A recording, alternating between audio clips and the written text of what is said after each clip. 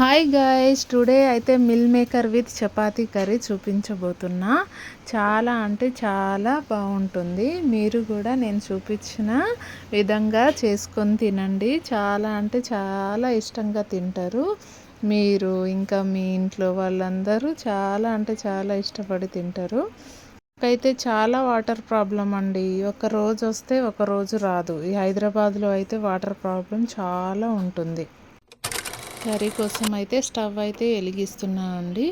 Next ఒక గిన్నెలో వేడి వాటర్ చేసి అందులో మిల్ మేకర్ వేస్తున్నానండి.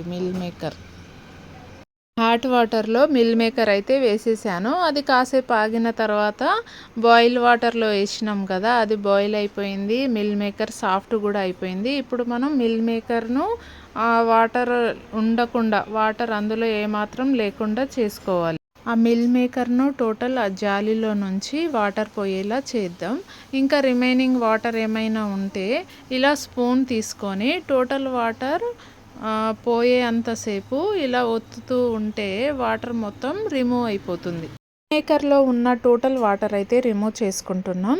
అది కూడా స్పూన్తో అలా ఒత్తి చేస్తే టోటల్ వాటర్ అయితే రిమూవ్ అయిపోతుంది.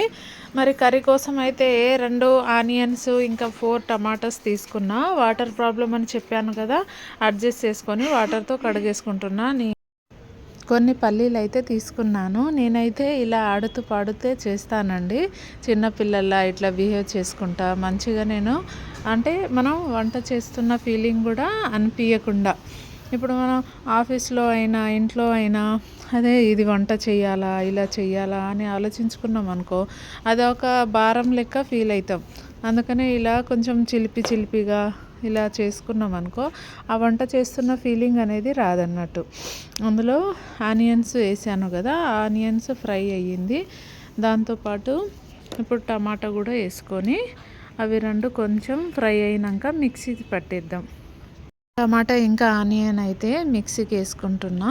అది చాలా మెత్తగా పేస్టులా గ్రైండ్ చేసుకుందాం. నెక్స్ట్ వచ్చేసి మిక్సీకి అయితే వేసుకుంటున్నాను. రెడీ అయితే చేసేసిన. ఇప్పుడు చూద్దాం. చాలా మంచిగా మెత్తగా పేస్టులా వచ్చేసిందండి. నెక్స్ట్ ఇక తాలింపు వేసుకొని అందులో కొన్ని మిరియాలు, బిర్యానీ ఆకు, కొంచెం యాలకులు అవన్నీ వేసిన తర్వాత ఒక 2-3 ఎండుమిర్చి ఇంకా కరివేపాకుని అలా తుంచేసి వేసుకోవాలి. తుంచేసి వేసుకుంటే మనం తినేటప్పుడు కూడా మనకు చాలా అంటే మన ఫుడ్లో కలిసేసి తింటే మనకు హెల్దీ కదా, కళ్ళకు హెల్దీ. ఇంకా కరివేపాకు తింటే హెయిర్స్కి కూడా బాగుంటుందని అంటారు కదా. ఇప్పుడు తాలింపులో అయితే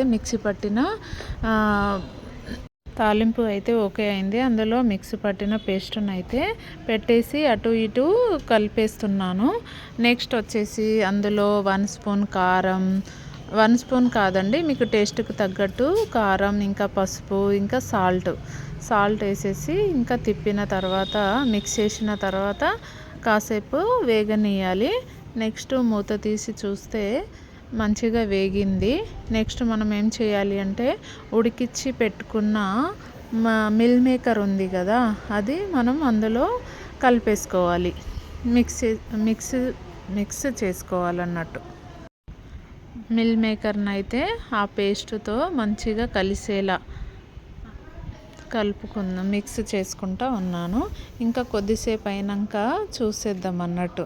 అంతలోపు ఏదో ఒక సాంగ్లా ఇలా నేను ఎంజాయ్ చేసుకుంటూ డ్యాన్స్ అయితే చేస్తున్నా.